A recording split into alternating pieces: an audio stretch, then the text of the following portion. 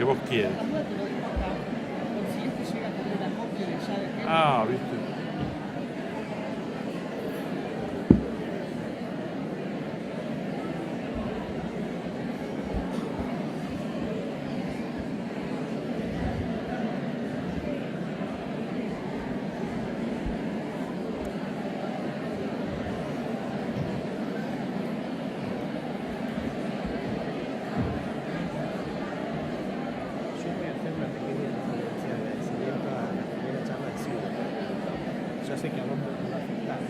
Esta cosa del maestro, ¿viste? No, vos manejate con libertad.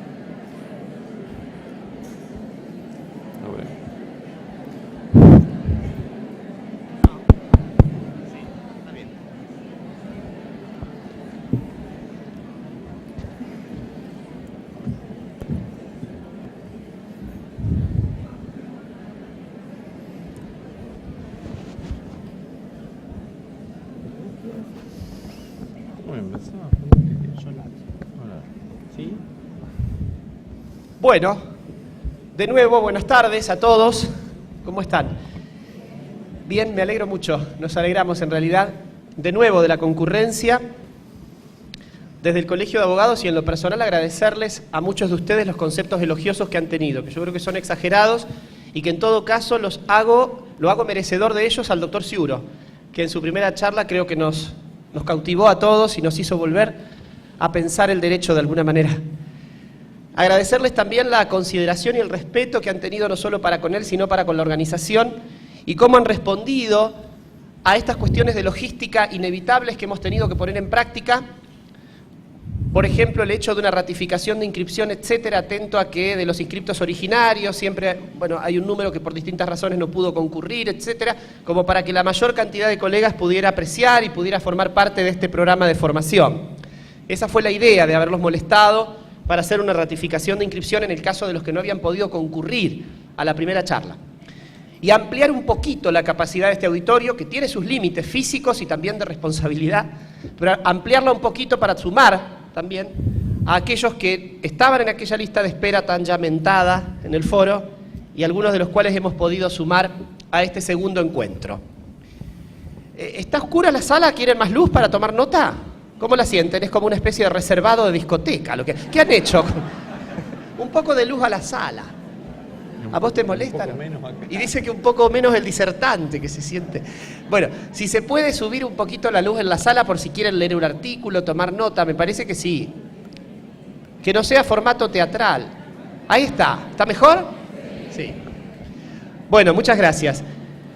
Lo segundo, decirles a todos, otra vez, otro agradecimiento a los que han ido al colegio haciéndose eco de aquel pedido que yo hice, no sin sonrojarme, de que el que pudiera colaborara con esos casi simbólicos 50 pesos que pedimos por el derecho a la certificación para coadyuvar un poco a la organización de esto que imaginen ustedes, sale de ustedes, porque en definitiva el colegio no hace más que administrar los fondos propios. Pero bueno, sigue estando abierta la tesorería de la Casa del Foro. De mañana, cuando anden por Oroño, el que pueda pase por allí. Hay varios ahí parados, pero hay sillas dispersas. Hay como mojones, como enclaves. Ubíquense. Bueno, sin más demora entonces, creo que muchos, si no todos de ustedes lo conocen, pero quien está aquí hoy en el estrado, quien va a tener a cargo la charla, la disertación de esta tarde-noche es el doctor Gerardo Muñoz, que es una persona destacada y reconocida del derecho civil, no solo de la ciudad, pero que además integra una de las cámaras de apelaciones en lo civil y comercial de la ciudad. El doctor Gerardo Muñoz es profesor titular por concurso de la asignatura Derecho Civil 1, Derecho Civil Parte General, es esto, de la Facultad de Derecho de la Universidad Nacional de Rosario. Es codirector del Departamento de Derecho Civil de la misma facultad. Es profesor de numerosísimas carreras de posgrado, es un disertante habitual. Hoy con él ya nos hemos cruzado varias veces en el día, porque venimos juntos de la aula magna de la Facultad de Derecho de la UNR, porque se estuvieron desarrollando hasta ahora las jornadas preparatorias de las nacionales de Derecho Civil que serán en octubre. Y hay varios de ustedes que han seguido el camino de calle Córdoba y han hecho Moreno y ahora Paraguay. Agradecerle a Gerardo esto, que a cada uno de los disertantes habrá que agradecérselos, porque están, y creo que es el único curso en el que lo hacen, donando, por decirlo así, honorariamente su participación. Lo decía Araceli Díaz, la presidenta de nuestro colegio, que no puede estar hoy aquí, en ocasión de presentar al doctor Ciuro, y lo repito yo ahora, todos los disertantes que van a ver ustedes hasta el final del curso se han prestado generosamente, de modo que me parece que eso merece ser destacado. Pero además Gerardo Muñoz es un amigo, con el que hace tiempo compartimos espacios académicos y algunos espacios personales, así que para mí es doble el gusto de poder presentarlo esta noche. Siendo la disciplina que he mencionado la que transita, está claro que él va a tratar de reflexionar con nosotros acerca de lo que llamamos parte general del derecho civil, creo que la ley en el tiempo, persona, capacidad, en fin, aquellos temas de los que hay mucho que decir, mucho de lo que ha cambiado respecto a lo que nosotros aprendimos en aquel viejo Civil 1, y seguramente algunas cosas que se han mantenido, y él sabrá decirlo mejor que yo. Bueno, hasta las 9 será hoy. Nuestro próximo encuentro, recuerden ustedes, es el 23 de abril. Mismo lugar, mismo horario, estamos haciéndolo quincenalmente. Lo repito hoy, están siempre recibiendo un correo, lo van a estar recibiendo de advertencia, porque en algún momento esa quincenalidad se interrumpe, feria mediante o disposición del espacio físico mediante. Por ahora, 23 de abril, 19 horas, vamos a estar aquí, en ese caso con una colega, ya les voy a develar quién es, para que el misterio sume un poco también, las damas que han tomado el derecho. Muchas gracias a todos, los dejo con Gerardo, agradeciéndole de nuevo. Buenas tardes. Muy bien. Por las dudas. Bueno, buenas tardes a todos, a todas. Muchas gracias por la presentación. Felicitaciones al colegio. Nosotros no tuvimos ninguna duda de aceptar la invitación cuando nos lo hicieron. Digamos, sí. Tuvimos 24 años afiliados al Colegio de Abogados de Rosario, así que tenemos una pertenencia también con el colegio, más allá del lugar que uno ocupa en este momento en otra función dentro del ámbito de lo que es la actividad judicial. El único problema, hay varios problemas que vamos a tratar de superar. Primero, lo escuchaba Gustavo, claro, él dice, la disertación de Ciuro hizo que todo el mundo quedase enamorado y viniese hoy. Yo estoy preocupado por la profesora que viene la clase próxima, porque si no logramos concitar interés, quizás sea la mitad del salón en la que venga, así que me deja un desafío bastante grave. Estamos muy mal de la garganta, como ustedes pueden observar, porque, claro, nosotros somos docentes de parte general, y claro, es Civil 1, y todos los cursos que empezaron en el mes de marzo han comenzado con disertaciones de la parte, no porque sea más importante, sino porque es la primera. Entonces hemos tenido que estar rotando por distintas ciudades de la provincia, y ayer estuvimos en San Nicolás 4 horas en un curso, entonces estamos muy mal, hacemos prácticamente la vida de los artistas, más en este salón que hay muchas luces, ¿no?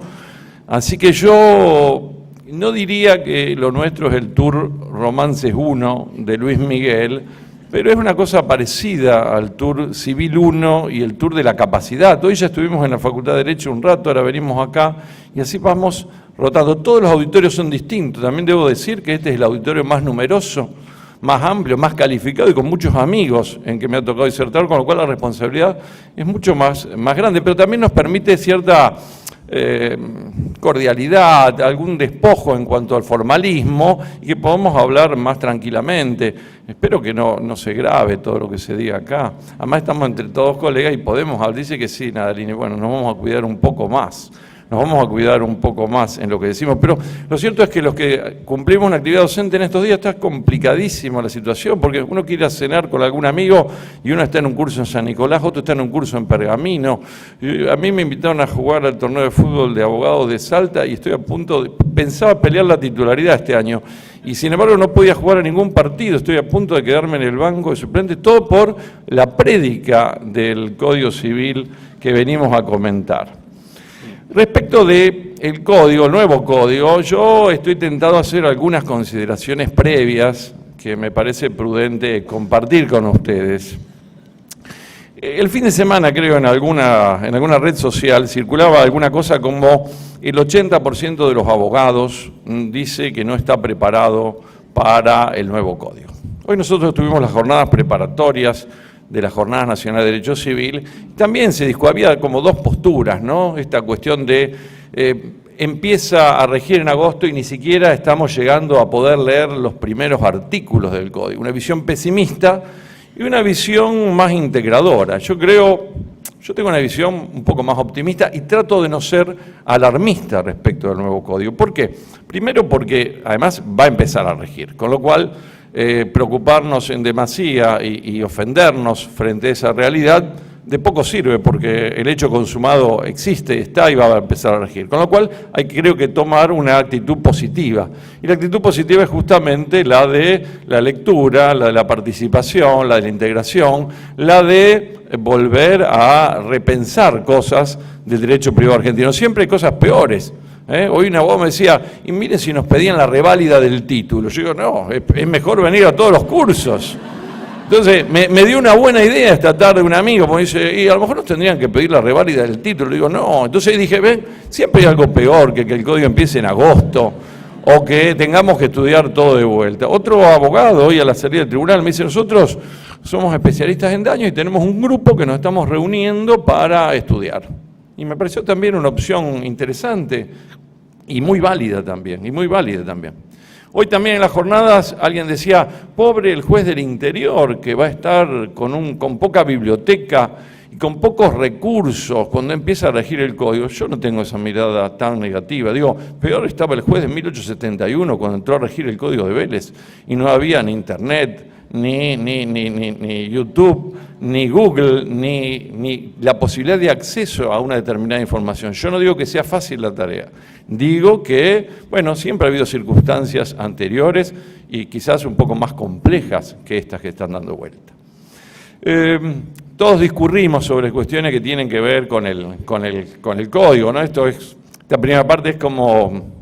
Casi todos los que vamos a venir acá, alguna observación del código hacemos, es como, yo digo siempre, el código y yo, ¿no? Es como mi interpretación, ¿cómo me pega a mí la aprobación del nuevo código? Yo creo que este curso está inmerso en lo que dijo el martes pasado en un acto en la Corte Suprema el doctor Ricardo Lorenzetti, cuando habló que estamos ingresando en una tercera etapa respecto del nuevo código unificado. ¿Cuáles serían las anteriores? Las anteriores yo diferencio dos etapas. Una etapa prelegislativa, que es donde se consulta, donde se conforma la comisión de 3 juristas, Hayton, Lorenzetti y Kemmelmacher de Carlucci, el doctor Federico de Lorenzo. Se consulta durante más de 2 años a docentes, más de 90 docentes universitarios de todo el país sobre distintos temas. Se hace la redacción del anteproyecto y el anteproyecto se presenta en abril 2012 al Poder Ejecutivo. El Poder Ejecutivo a mediados de ese año, después de la feria, por ahí en julio del 2012, lo presenta con algunas modificaciones al Poder Legislativo y tuvo 2 años de tratamiento legislativo. El Código de Vélez, que sigue rigiendo, tuvo 1 mes de tratamiento legislativo. Tuvo 1 mes y fue aprobado a libro cerrado. Hubo modificaciones. Dice en alguna edición por ahí del Código de Lorenzetti, hubo como un adelgazamiento del código en algunos temas, cuando se elimina y se modifica, se excluye el tema de la responsabilidad del Estado y se dicta una ley especial el año pasado, cuando se modifica, por ejemplo, el artículo 19 del comienzo de la existencia de las personas y cuando se excluyen algunas cuestiones que tenían que ver con los derechos de incidencia colectiva, que estaban en el anteproyecto y que después en la sanción de la ley ha quedado excluida. Eso es cierto, pero el 90%, el 95% del articulado aprobado es el articulado del anteproyecto, es decir, de la comisión redactora. Esta segunda etapa legislativa fue muy importante. A lo mejor algunos de ustedes pudieron participar, pero hubo asambleas públicas con miembros de la Comisión Bicameral. En Rosario se hizo una en la Universidad Nacional de Rosario, donde podían participar no solamente docentes, abogados, sino cualquier persona interesada que concurría y podía dar sus opiniones sobre la regulación, lo que faltaba, lo que estaba, la propiedad indígena, etcétera, el derecho del agua, etcétera, etcétera. Así que me parece que hubo una instancia lo suficientemente trabajada, transitada por la comisión y después por la comisión bicameral de desarrollo de las cuestiones que estaban a discutir y que debían ser plasmadas en el nuevo Código de Derecho Civil y Comercial Unificado que va a regir a partir del 1 de agosto de este año. Yo les decía, no tengo una visión pesimista ni mi mensaje puede ser alarmista para todos quienes estamos inmersos en el mundo jurídico. Simplemente por lo siguiente, creo que hay que, en esta etapa hasta agosto, incentivar todo lo que tiene que ver con los cursos de formación. Pero naturalmente hay que dejar un tiempo que el código también comience a funcionar. Yo decía, bueno, el código de Vélez ha perdurado, no solamente por la habilidad, por la destreza, por la inteligencia de Vélez Sarsfield en cuanto a la captación de una determinada realidad, de proyectar esa realidad mucho más allá de su tiempo, del modo en que está escrito, sino porque además, desde 1871 hasta la fecha, existe a la par del código, que es una ley, otras fuentes. Es decir, el código ha podido perdurar en el tiempo por leyes complementarias, por la labor de la jurisprudencia y por la labor de la doctrina. Y eso también va a hacer necesariamente que el nuevo código deba transcurrir un cierto tiempo. ¿Para qué? Para que se vayan fijando criterios doctrinarios y jurisprudenciales a los efectos de ver cómo se amalgama, cómo se puede lograr una armonización de las distintas soluciones, si es que en algún caso podemos encontrarnos con soluciones que pueden aparecer como contradictorias o poco claras. Así que hay, como dice la frase de Machado, al andar se hace camino. Creo que hay que dejar que el código también comience. Y además hay otra cuestión que a ustedes no los va a sorprender en este curso. Hay muchos temas receptados en el código que constituyen una novedad legislativa porque recién se incorporan en nuestra legislación ahora a partir de esta unificación. Pero en sí mismos son instituciones que han sido trabajadas por la jurisprudencia y por la doctrina con anterioridad. Es decir, que en muchos casos no nos vamos a ver sorprendidos por determinada recepción de algunas instituciones que ahora van a tener aprobación, que han tenido aprobación legislativa, pero que en realidad no constituyen para todos los que estamos en la actividad jurídica una novedad en sí misma. Puede haber determinados supuestos en donde sí, y entonces, bueno, eso habrá que analizarlo de una manera distinta, pero lo cierto es que la reducción de artículos que se produce en el Código justamente tiene que ver con otra técnica legislativa y con algunas particularidades. Seguramente ustedes lo habrán escuchado. Yo estaba tentado de venir a escuchar al doctor Sciuro hace 15 días atrás, pero yo lo escuché en la Facultad de Derecho cuando él hablaba de los 3 primeros artículos. Y claro, el doctor Sciuro en los 3 primeros artículos hablaba mucho de la fuente, del deber de resolver. Yo recuerdo que lo escuchaba y en un momento determinado, claro, hablaba de la función de los jueces, ¿no? Y en un momento empecé a sentir calor en el aula del y yo digo, ¿es un calor humano o es un calor por las cuestiones de responsabilidad que se trasladan aparentemente de este código a la función judicial? Y entonces ahí me puse a pensar y entonces recapitulé en una cuestión que quiero compartir, porque este es un ámbito de abogados, así que lo puedo decir sin ningún tipo de problema. Hay una particularidad que tiene este código. Si ustedes se fijan, los proyectos de reforma que hubo en nuestro país desde el restablecimiento de la democracia de 1983 en adelante han tenido distintas comisiones, el proyecto del 87, los proyectos del 92-93, el proyecto del 98, 4 proyectos, a lo que le sumamos este quinto llamado Anteproyecto 2012.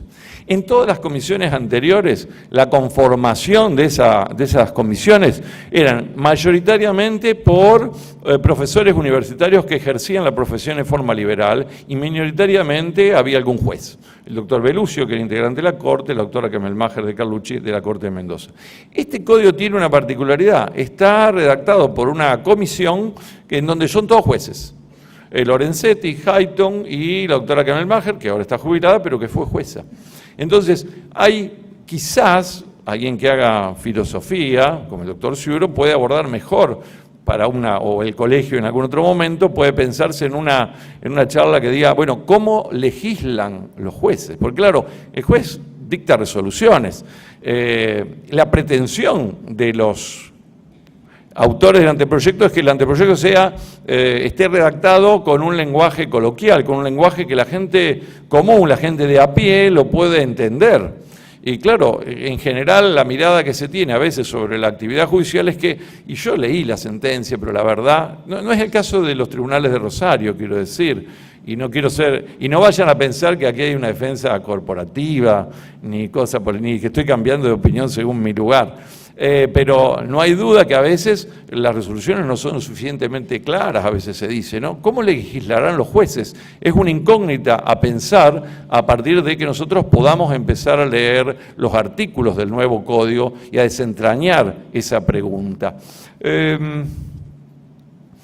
Hay una particularidad también que quiero citar del nuevo código, yo lo he dicho en otros cursos, pero en ninguno del Colegio de Abogados, digamos. Siempre, en lo personal, nos hemos manifestado a favor de la reforma y de la unificación de la legislación civil y comercial en nuestro país, con los distintos proyectos de reforma que han existido. Este tiene una particularidad. Si bien después de la reforma del año 1994 hubo un proyecto en el año 98, ese proyecto todavía no tenía el tiempo suficiente de paso de incorporación de instituciones, como lo tiene respecto de la cuestión de los tratados internacionales. Ustedes ya vieron con el doctor Ciuro justamente la cuestión de los tratados internacionales, no solamente los derechos humanos, todos los tratados internacionales, y evidentemente aquí hay una esfera en donde esta constitucionalización del derecho privado se ve claramente. Yo pertenezco a una generación que cuando cursó en la facultad materias, bueno, veía absolutamente como compartimentos estancos la cuestión del derecho público y la cuestión del derecho privado. Lo veíamos como cuestiones que parecían no tocarse entre sí.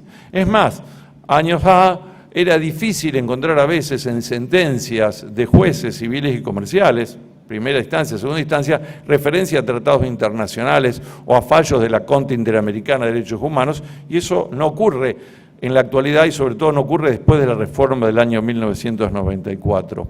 Me parece que el código en eso tiene el nuevo código tiene una importancia vital en cuanto a la incorporación de una nueva terminología, en cuanto a la incorporación de la influencia que tienen los tratados internacionales para el derecho de fuente interna, y en particular, como dicen los autores del anteproyecto, lo que se intenta es regular una sociedad que ha cambiado desde la época de Vélez hasta ahora, evidentemente, aún con las modificaciones de leyes especiales, aún con el intento de solidarizar más el código que produjo la reforma del año 68, lo cierto es que hoy la sociedad es, como dicen los autores del anteproyecto, una sociedad multicultural, y el código viene a cumplir, en palabras de Ricardo Lorenzetti, una función como una casa grande donde todos pueden convivir de una manera armónica y donde la ley regula distintas situaciones que coexisten en la sociedad y por lo tanto coexisten en la norma.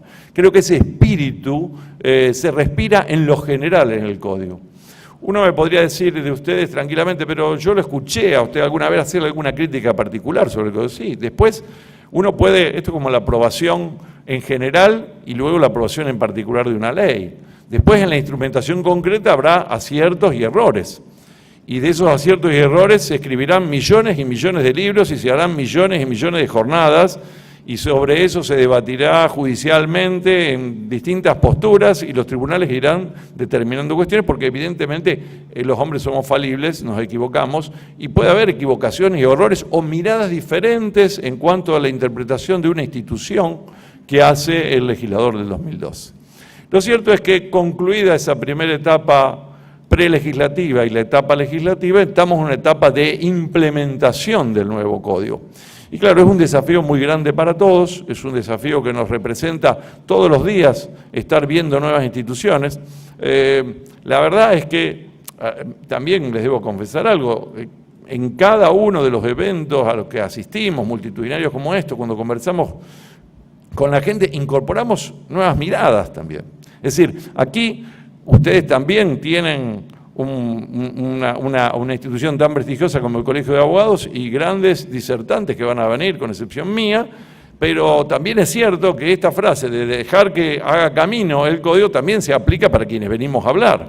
Es decir, probablemente, si alguien me escuchó en octubre del año pasado, verá que algunas cosas también nosotros vamos modificando, nos vamos caminando, vamos interpretando, porque el código tiene suma profundidad en muchas cuestiones y requiere de todo un aprendizaje que nos requiere de toda una flexibilidad para poder mirarla, a veces para poder situarnos en otro lugar. Hay temas que nosotros damos en la facultad y que nos obligan a corrernos del posicionamiento de 30 años de explicar algunas cuestiones en determinada materia y que quizás no estamos totalmente de acuerdo.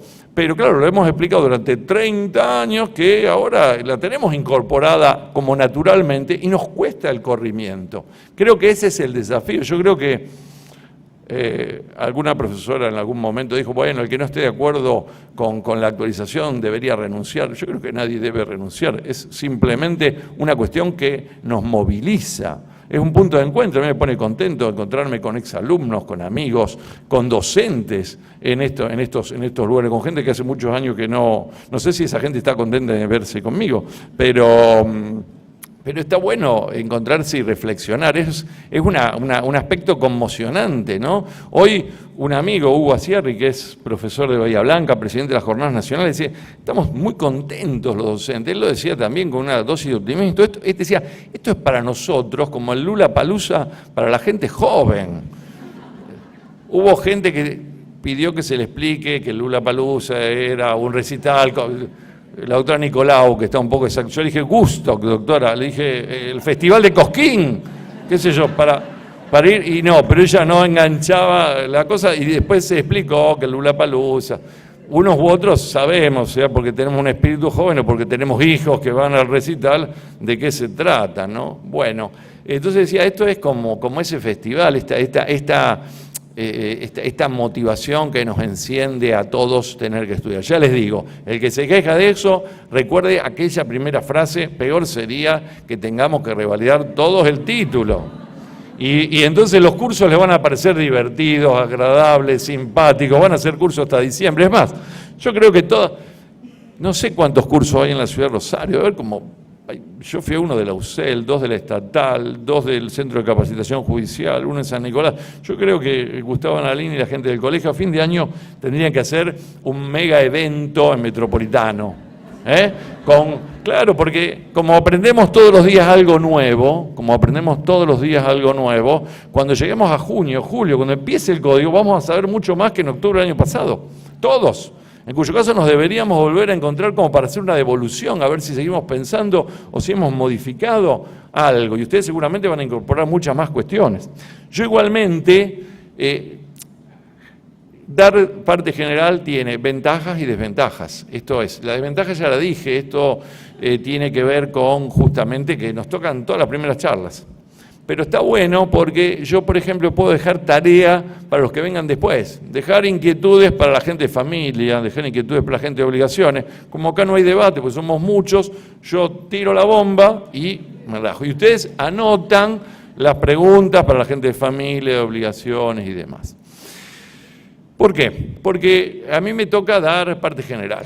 Y de las cuestiones, obviamente que es impensado que podamos abordar en esta. Me dijeron que era como 3 horas el curso, pero nosotros estaríamos terminando cerca de las 21 más o menos, porque no quiero abusarme tampoco. Y en las cuestiones de parte general, bueno, en el esquema hemos pensado algunas cuestiones que desarrollar sin perjuicio que quizás en otro momento nos podamos encontrar para otras. Ustedes saben que en la estructura del nuevo código tienen, porque lo han visto con el doctor Seguro, una parte para un título preliminar y luego hay distintos libros, entre ellos el correspondiente a la parte general. Lo primero que debo decir es que como docente de parte general, para nosotros es una novedad tener la parte, esto sí es una novedad legislativa, tener la parte general en el nuevo código. Todos hemos estudiado parte general, todos hemos rendido bien, hemos rendido mal, hemos tenido mejores docentes, pero docentes hemos sufrido la pregunta de la clasificación de las nulidades, etcétera, etcétera. Pero lo cierto es que esa autonomía didáctica que tenía la parte general no tenía correspondencia con la autonomía legislativa. La tenemos tan incorporada porque ser una de las primeras materias que damos en la facultad, porque en todas las jornadas hay una comisión de parte general, porque en cualquier actividad lo hay, es que por ahí hemos perdido de vista que no teníamos una parte general del código y que ahora la vamos a tener. Entonces eso nos parece, para los docentes de la materia, es evidentemente un avance en cuanto a lo que teníamos en la actualidad. Pero la parte general tiene también un título preliminar con el que el doctor Ciuro abordó 3 de los artículos, por lo menos seguramente, de ese título preliminar. Yo antes de entrar a contarles a ustedes cómo está dividida la parte general y algunas particularidades que me gustaría contarles para que a ver si les resulta de interés a ustedes, también le decía a Gustavo que hay un tema que me preocupa y que tiene que ver con una problemática que está en el título preliminar y que tiene que ver con lo que llamamos genéricamente la sucesión de leyes en el tiempo.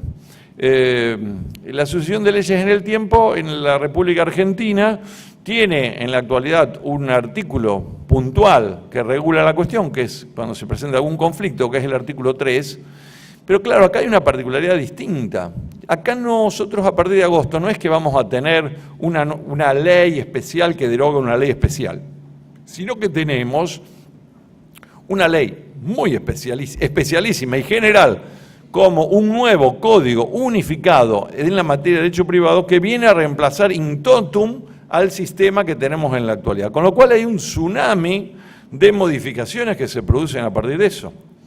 Y claro, eso tiene una incidencia inmediata por un cierto periodo de tiempo sobre muchas cuestiones que están planteadas, por ejemplo, en nuestros tribunales. Digo, quizás algún abogado, cuando el 1 de octubre, nosotros estábamos viajando al Encuentro Nacional de Jueces, el 1 de octubre del 2014, cuando se aprobó en la legislatura, íbamos un colectivo de jueces a Mar del Plata y ahí nos enteramos que se había aprobado el código. Un abogado al 2 de octubre ávidamente busca la información, ve a cómo está resuelto alguna institución que le preocupaba en el nuevo código y por ahí decía, bueno, a mí quizás en la estrategia de este juicio no me conviene presentar la demanda mañana. Quizás me conviene presentarla si la prescripción me lo permite, uno se invoca a la santa prescripción y dice, bueno, si la prescripción me lo permite, quizás me convenga por la institución de que se trate, distintos casos que se han ido modificando en el nuevo código, esperar hasta agosto, porque quizás esa nueva resolución sea más, o ya lo puedo plantear de una mejor manera para mi estrategia procesal en el nuevo código que con lo que tengo en el código de Vélez Borda. Eso puede haber pasado, pero claro, eso le puede pasar a aquel que tenía plazo, que podía esperar después de octubre. Pero claro, hay un montón de causas judiciales en trámite que al momento que entre a regir el nuevo código unificador las va a tomar en el estado en que se encuentren. Las va a tomar en el estado en que se encuentren. Esto es un tema que, como dije antes, yo creo que va a ser de los primeros que se nos presente como un desafío a todos, digamos, a la comunidad jurídica en general, tanto para los abogados que litigan como para quienes tienen la obligación de dictar una resolución judicial frente a determinados planteos que se presentan.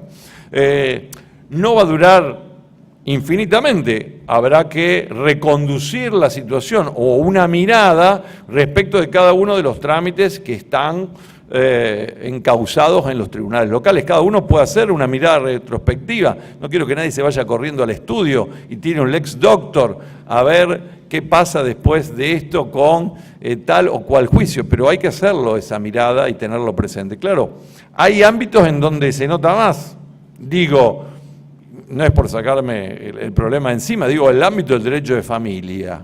En el ámbito del derecho de familia hay instituciones, en parte general también, hay instituciones que desaparecen. Es decir, el divorcio contencioso. ¿Qué pasa con mi trámite judicial de divorcio contencioso? ¿Qué pasa con el divorcio contencioso que saqué sentencia? Estuve 10 años litigando, y estuve 10 años litigando en San Lorenzo. Pero no porque demore San Lorenzo, digo porque la causa fue eso, no quiero que se malinterprete. Y resulta ser que después de un largo trámite, sale resolución ahora, en abril del 2015. Lo subo rápidamente a la Cámara, y la Cámara, que es muy rápida en general, la Cámara de Rosario, no escuché nada, no escuché risa, nada. Bueno, la Cámara, que es rápida, no llega porque bueno, siempre hay algún decreto, algún formalismo, ¿no? Hay que expresar agravio, contestar. Y no llega a resolverlo al 1 de agosto. Entonces tenemos un divorcio contencioso que está no firme al 5 de agosto de 2015. ¿Qué pasará con ese divorcio? Hay otro caso, entonces alguien me puede decir, no, bueno, pero también puede ser que tengamos un divorcio contencioso ya firme, terminado, extinguido, que a consecuencia de ese divorcio, por ejemplo, se haya establecido una cuota alimentaria a favor del cónyuge inocente, que ya está firme también y que se está devengando. La extinción del instituto del divorcio contencioso a partir de la vigencia del nuevo código, ¿tiene consecuencias, incide o no incide sobre esa cuota alimentaria? ¿Qué pasa si tenemos un divorcio por mutuo acuerdo? Doy un caso que quizás en algunos supuestos ya está zanjado en los tribunales de Rosario, donde no tenían los 3 años desde la celebración del matrimonio y se presentó y entra a regir el nuevo código y no se habían tomado las audiencias. Digo, a ver, otro caso. Bueno, qué sé yo, en febrero se murió un tío nuestro lejano, se muere un tío y resulta ser que hay herederos que son descendientes y se le llevan los papeles, el abogado está muy ocupado porque claro, de febrero hasta ahora está haciendo cursos y demás, y el abogado presenta la sucesión el 15 de agosto. Y entonces alguno de los otros herederos, puede ser por ejemplo el cónyuge, viene o alguien que tenga un testamento por la porción disponible, viene a observar la legítima de los descendientes que se reduce en el nuevo código. ¿En qué caso será de aplicación la nueva ley o en qué caso seguirá vigente la ley que existía al momento que el caso se debía resolver? Ese es el intríngulis que presenta el problema de los efectos de la ley en relación al tiempo. Por eso les digo, es una cuestión que seguramente se va a dar en el primer momento, con un impacto hasta que se resuelvan las cuestiones de las causas que están planteadas. Ustedes lo vamos a ver más tarde, pero el juicio de declaración de demencia o el juicio de insanía desaparece como tal. El instituto, y puede haber casos en donde, así como pasaba con el divorcio contencioso, estén planteados o estén con una resolución no firme. O aún estando la resolución firme que declara la incapacidad absoluta de una persona por una enfermedad mental y tengamos la obligación de revisarla cada 3 años, como establece el 152 ter, como cambia el régimen legal, quizás alguien dice, no, bueno, no hay que esperar 3 años si la sentencia de declaración de insanía salió en junio del 2015. Yo puedo pedir la revisión de ese procedimiento en agosto, porque no tiene sentido que espere 3 años cuando todo el régimen se ha modificado. ¿Cómo se van a solucionar estos problemas? Pues bien, no es que tenemos en el nuevo código una infinita cantidad de artículos que responden a las distintas problemáticas, no. Salvo algún artículo especial que hemos encontrado en la parte de prescripción de las acciones, que sí tiene una norma específica, de derecho transitorio para la prescripción de las acciones, la norma que se va a aplicar a todos para solucionar todas estas cuestiones es la norma del artículo 7. La norma del artículo 7 que habla de la eficacia temporal de las normas. Este es un curso de la vieja usanza, acá no hay power. Acá no hay power, acá hay a puro código esto, es a código pelado, así a subrayar código, ni pizarrón tenemos. Así que, bueno, yo trato de evitar las referencias en lo que se pueda puntualmente a los artículos, pero a veces es inevitable esa referencia, los que tengan lo pueden seguir. El artículo 7 es bastante parecido al artículo 3, y esto tiene una ventaja. La ventaja es que la doctrina y la jurisprudencia que se ha elaborado en nuestro país a partir del artículo 3, justamente podrá ser de aplicación a los casos que se nos presentan en el artículo 7. Algunos de los que yo he comentado, bueno, parecen más claros que otros en cuanto a su posible resolución. Lo bueno de estar en el... Hay una cosa que me ha ayudado mucho a mí, de que estoy en el Poder Judicial y tengo que dar alguna charla, que alguien me invita a dar una charla, porque uso mucho el potencial, porque no quiero caer en el riesgo de que alguien me diga que estoy prejuzgando.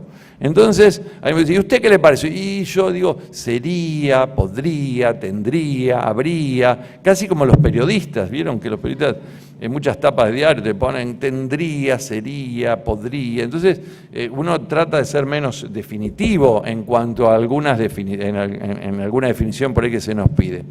Y claro, hay cosas que están planteadas y que parecen más claras que otras, ¿no?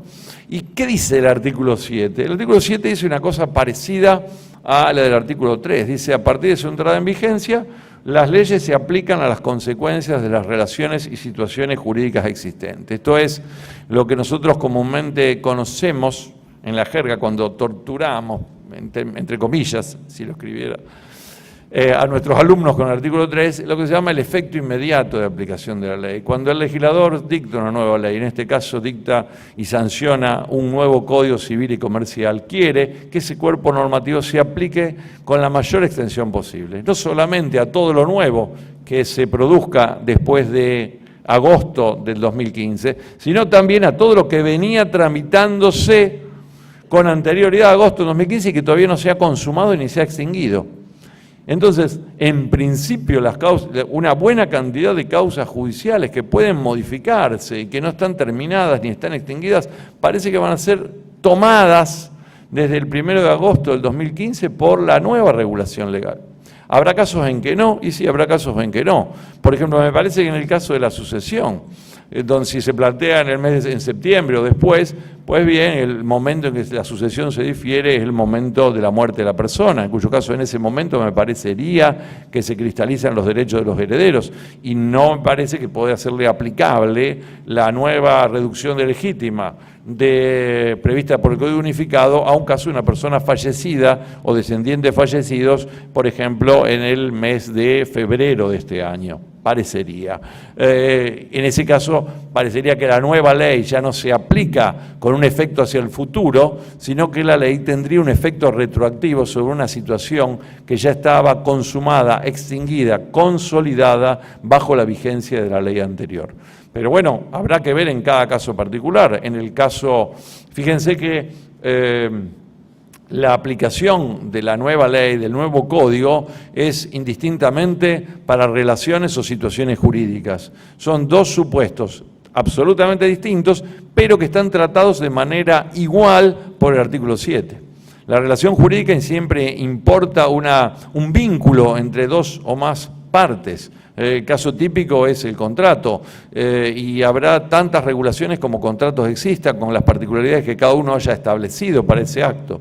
Y por otro lado la situación jurídica. La situación es una posición que el sujeto tiene frente a una norma legal, es un estado frente a la norma legal. La persona que contrae matrimonio pasa a la categoría del estatus de cónyuge y sus derechos y obligaciones son objetivos y comunes para todos los que estén en la misma situación jurídica. O sea que para relaciones o situaciones jurídicas hay un efecto inmediato de aplicación de la ley que es el que establece el artículo 7.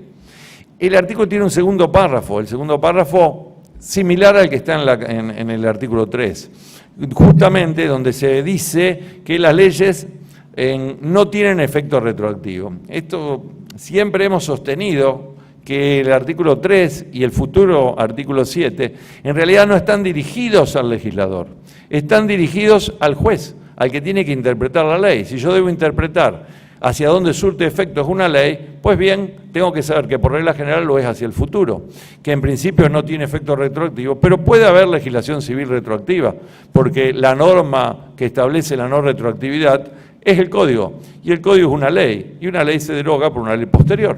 Con lo cual, justamente, dice, las leyes no tienen efecto retroactivo, excepto disposición en contrario. Es decir, que el legislador puede dictar leyes civiles retroactivas.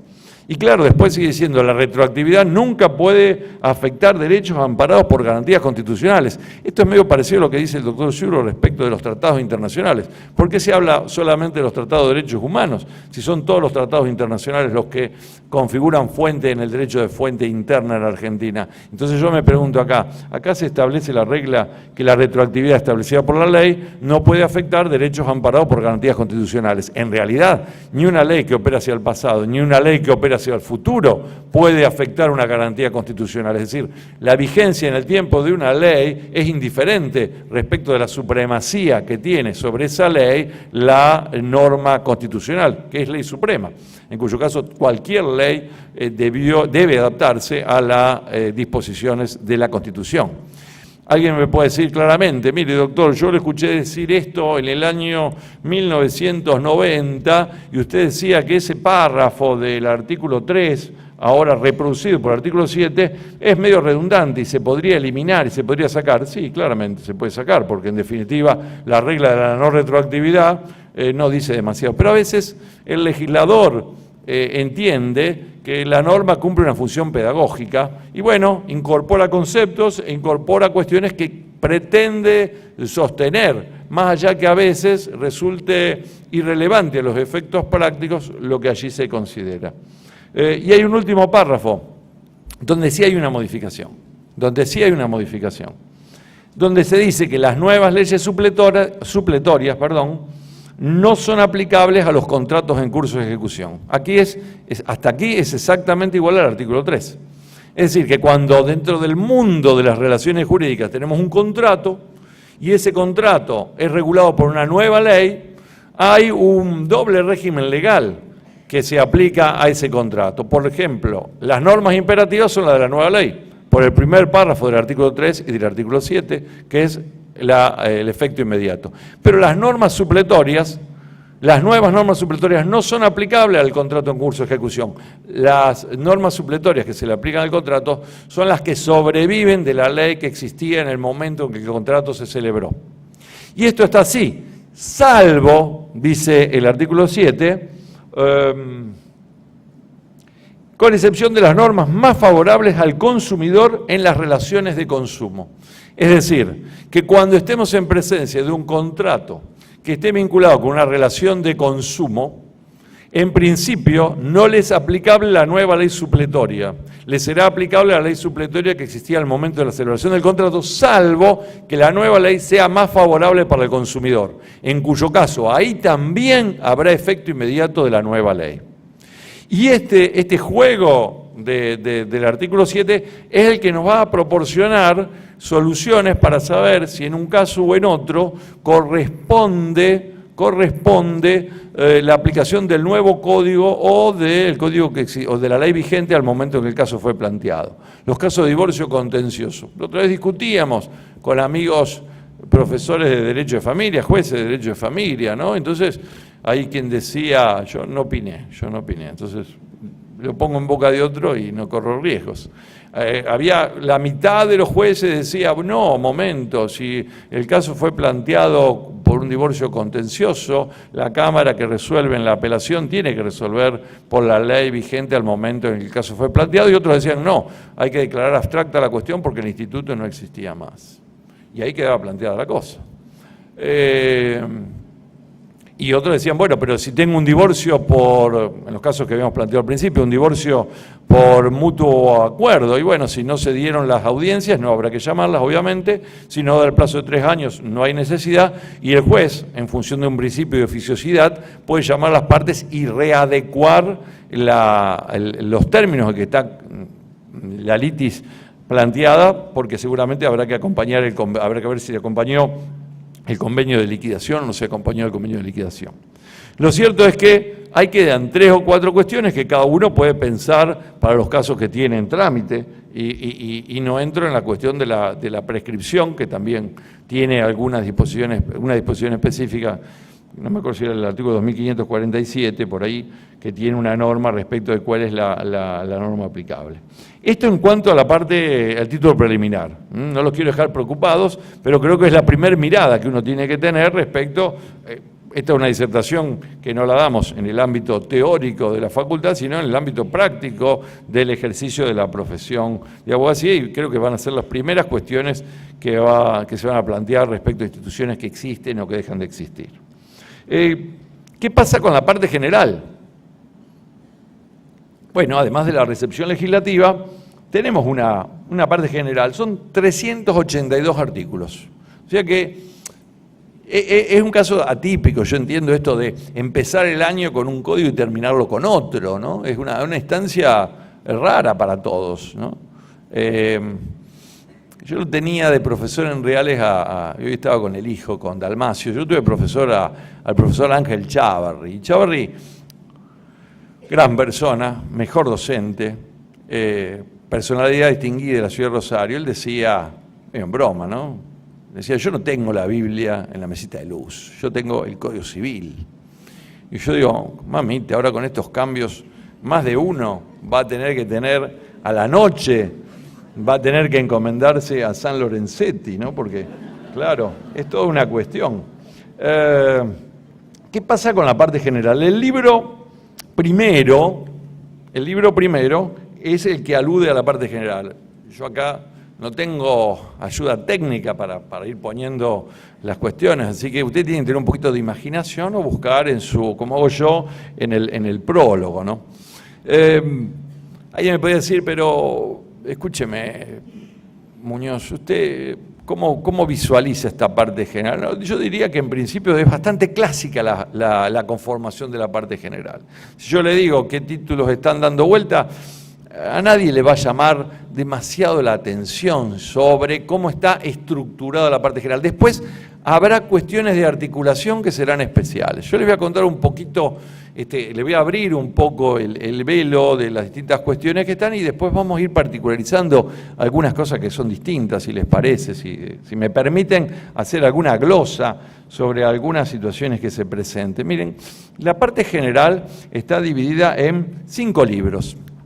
En 5 libros que responden a un esquema que tiene que ver sucintamente con lo que nosotros llamamos los elementos de la relación jurídica, el sujeto, el objeto y la causa de la relación jurídica.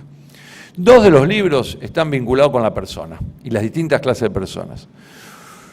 El libro tercero está vinculado con los bienes y las cosas, el libro cuarto está vinculado a la teoría de los hechos y actos jurídicos y el libro quinto está vinculado con la transmisión de los derechos. Digamos, nadie se vería demasiado sorprendido con la enumeración que yo he hecho aquí de estos 5 libros. Pero podemos quizás profundizar un poquito en cuestiones que hacen a cada uno de estos libros en particular. ¿Cuál fue el contenido que el legislador de 2014 le dio a cada uno de estos libros, para ver si hay alguna cosa nueva, alguna cosa novedosa, alguna cosa que nos preocupe, algo que nos interese más o menos, y después hacer alguna mención de algún tema vinculado con la persona. El libro primero, yo dije, los 2 primeros tienen que ver con las personas. El libro primero alude a la persona humana, y el libro segundo alude a la persona jurídica. Aquí hay 2 cuestiones terminológicas diferentes a lo que existe en el derecho vigente en la República Argentina. Primero, se alude a la persona humana, es decir, que desaparecen las 2 denominaciones que tenemos en el Código actual, esta de persona física o persona de existencia visible. La terminología es persona humana. En gran parte el Código 2014 responde a institutos que estaban contenidos en el proyecto de 1998, con modificaciones, con ampliaciones, pero digamos en la génesis están en el proyecto del 98. Y el proyecto del 98 ya denominaba persona humana al fenómeno del hombre. ¿Y de qué trata los problemas de la persona humana? Y bueno, tiene que ver con el estatuto de la persona, un estatuto integral, mucho más completo que lo que tenemos en la actualidad. Tenemos temas como comienzo de la existencia de la persona, tenemos temas como la capacidad de decir todos los atributos, el nombre, el domicilio, tenemos lo concerniente a los derechos personalísimos. ¿Cuál sería la síntesis de lo que se incorpora aquí? Miren, acá hay dos cuestiones. Primero hay una novedad legislativa que es todo el capítulo inherente a los derechos personalísimos. Se sistematiza de un modo integral, con normas generales, temas tan importantes como el consentimiento informado, por ejemplo, que tenía disposiciones aisladas en unas leyes especiales, que tenía un desarrollo jurisprudencial importante, pero que tiene una norma determinada.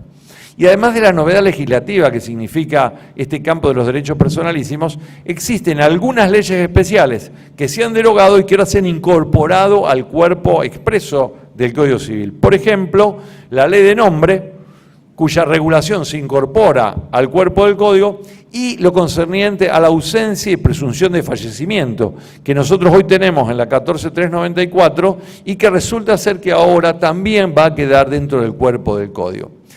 Después hay particularidades o cosas especiales, qué sé yo, en cada una de estas instituciones. Como no podemos desarrollar todo, yo cito, aparte yo cada 20 minutos yo trato de hacer algún chiste para que el auditorio no decaiga. Yo no veo a la gente que está en el último lugar y no me puedo parar porque realmente estoy fusilado. Así que tengo que hablar así de abajo. Entonces tengo que irme echando con alguna anécdota graciosa, alguna cosa que la gente se despierte y me escuche los 2, 3, 4 artículos que hablo después, decae, metemos un chiste, levanta 3 o 4 artículos y ahí vamos, ¿viste? Algún artículo se pierde y algún artículo se gana con eso. Pero bueno, es una táctica, que todos tenemos una táctica y una estrategia para sostener acá 2 horas de 19 a 21, un día jueves en la ciudad de Rosario, con este calor humano que tenemos en esta sala. A pesar de que hay buen aire, pero igual está así. En el tema del nombre, por ejemplo, hay algunas particularidades que siempre son curiosas, ¿no? Esta cosa que se modifica, quizás lo hayan escuchado, en los casos de hijos matrimoniales, en donde hay opción, porque puede, obviamente, por la ley de identidad de género y demás, se podrá optar por el apellido de cualquiera de los 2 cónyuges. Obviamente que no podrá hacer eso alternativamente, es decir, una vez que se optó por el primer hijo tenga el apellido de la mujer, todos los demás tienen que tener el apellido de la mujer, es decir, no es que en cada hijo se va a poder optar, solamente en el primero, y eso trae consecuencias para los restantes, así que los que estén por tener algún hijo tienen esa particularidad. Claro, esto tiene algún ribete gracioso, ¿no? Casi yo decía deportivo, hay gente que se ríe. Claro, porque dice, ¿qué pasa si los cónyuges no se ponen de acuerdo? Porque, claro, es difícil a veces entre cónyuges ponerse de acuerdo sobre cuestiones mínimas, imagínense sobre el apellido.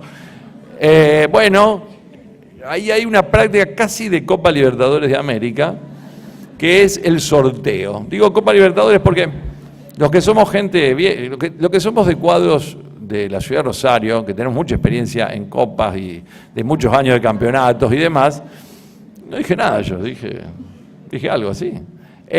Sabemos que había una época que dicen que la anécdota es que había una bolilla fría en el sorteo, ¿no? Entonces se ponía una bolilla en el congelador, porque no había freezer en aquel momento, había un congelador, entonces luego se le introducía en una determinada bolsa y el que hacía el sorteo sabía qué bolilla tenía que sacar o no sacar, sabía que había una ya premarcada, ¿no? Entonces, esta cosa del sorteo entre los apellidos de los cónyuges, quizás tienen que verificar el que esté, este es un consejo utilísima prácticamente, el que esté en esa circunstancia vaya al registro civil que controle las 2 bolillas con las que se va a hacer el sorteo, que pide un vedor para que no lo perjudiquen, Pero bueno, ahí está el nombre con esa particularidad que es un poco raro, pero está ahí dando vuelta. El título segundo alude a la persona jurídica. De esto se va a ocupar, por suerte, se ocupa la gente de sociedades, porque hay cuestiones que están en parte general y que compartimos con otras ramas, como por ejemplo la persona jurídica o con la gente de familia, las cuestiones de tutela y curatela. Aquí también hay dos de los mismos hechos que citábamos en el caso de la persona humana. Primero, una definición terminológica. Hoy el código habla de persona jurídica o, y hay una coma, o persona de existencia ideal, lo que generó todo un debate donde nosotros también hemos preguntado tantas veces. Acá hay mucha gente que rindió conmigo y temo alguna vez, la gente se va a parar y decir, mire, ¿por qué no rendí 20 años después? Entonces le preguntaba, pero díganme, ¿son términos sinónimos, persona jurídica, persona de existencia ideal? ¿Hay una relación de género-especie? ¿La persona de existencia ideal es un género y hay una persona de existencia ideal propiamente dicha, como la simple asociación civil o una persona jurídica? Y con eso perdíamos como bastante tiempo en un examen. Lo cierto es que esto está zanjado, no sé si para bien o para mal, pero está zanjado. Hoy se habla de personas jurídicas y desaparece la segunda terminología que tenemos en el Código de personas de existencia ideal. Y aquí también, además de la cuestión terminológica, hay absorción en el cuerpo del Código de una ley especial. Todo lo concerniente a las fundaciones deja de estar en una regulación, en una ley normativa especial y se incorpora al cuerpo del Código. Se incorpora al cuerpo del Código. El tercer título es el relativo a los bienes y las cosas. Aquí hay una referencia a los bienes de incidencia colectiva, con algún adelgazamiento en la norma entre lo que establecía el anteproyecto y lo que el proyecto del Poder Ejecutivo que después fue aprobado.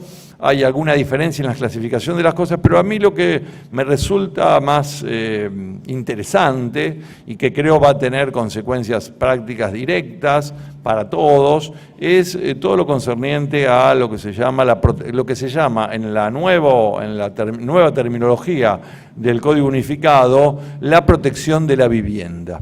Hay un capítulo relativo a la protección de la vivienda que viene a sustituir el régimen del bien de familia de la Ley 14.394. Nosotros tenemos bastante incorporado esta cuestión del bien de familia, sabemos la trascendencia que tiene para todos la protección del lugar donde uno habita, las diferentes derivaciones que se han dado en nuestro país, en nuestra provincia, en relación a normativas nacionales y generales sobre embargabilidad, inembargabilidad, inejecutabilidad del bien inmueble donde está asentada la vivienda de las personas. Lo cierto es que el régimen de la 14.394 es absorbido por una nueva figura que es de protección de la vivienda.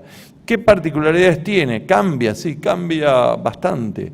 ¿Por qué? Porque ya no va a ser necesario que la persona tenga o esté inmerso en una situación familiar. La persona que no tenga ascendiente, descendiente, cónyuge, que viva sola y quiera afectar la vivienda en donde vive y que la quiera excluir de la acción de sus acreedores, entonces que la excluya de su patrimonio, de esa garantía común que significa el patrimonio para los acreedores, lo va a poder hacer. Y lo va a poder hacer incorporándola a este régimen protectorio, que es donde se puede hacer la protección de la totalidad o de una parte de la vivienda. Entonces ya no es la necesidad de una familia, sino que además podrá afectar todo o parte de una vivienda, una sola vivienda. Si tiene más de una, estará en esta situación. Hay un régimen registral bastante parecido al del bien de familia. Hay un régimen registral bastante parecido al del bien de familia. Habrá que ver cómo es la situación de los casos que ya estaban regulados como bien de familia, si por la aplicación de la nueva ley, por ejemplo, alguien podría pedir la desafectación de una parte por la nueva norma, y habrá que ver cómo lo toca a los casos que ya están bajo el régimen de la 14.394. Hay algunas disposiciones muy interesantes, como por ejemplo la recepción de la figura de la subrogación real.